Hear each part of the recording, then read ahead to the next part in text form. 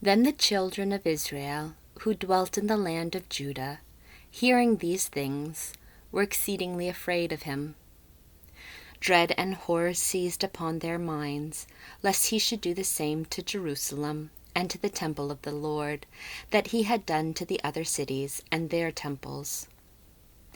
And they sent into all Samaria round about as far as Jericho, and seized upon all the tops of the mountains.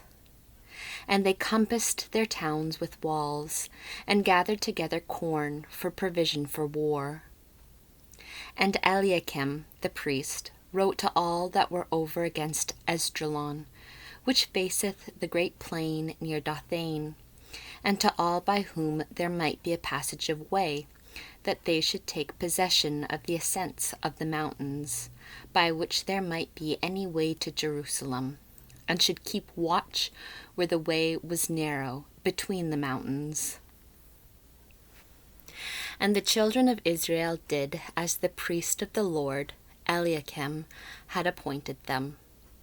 And all the people cried to the Lord with great earnestness. And they humbled their souls in fastings and in prayers, both they and their wives. And the priests put on hair clothes, and they caused the little children to lie prostrate before the temple of the Lord. And the altar of the Lord they covered with haircloth. And they cried to the Lord the God of Israel with one accord, that their children might not be made a prey, and their wives carried off, and their cities destroyed, and their holy things profaned, and that they might not be made a reproach to the Gentiles.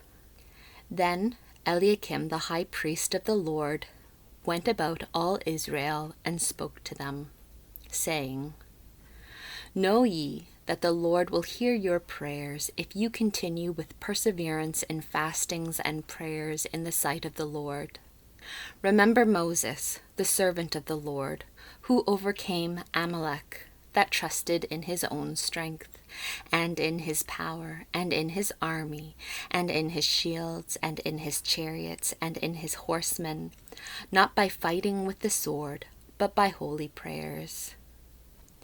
So shall all the enemies of Israel be, if you persevere in this work which you have begun.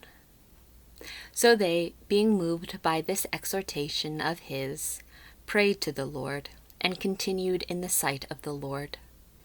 So that even they who offered the holocausts to the Lord offered the sacrifices to the Lord, girded with haircloths, and with ashes upon their head.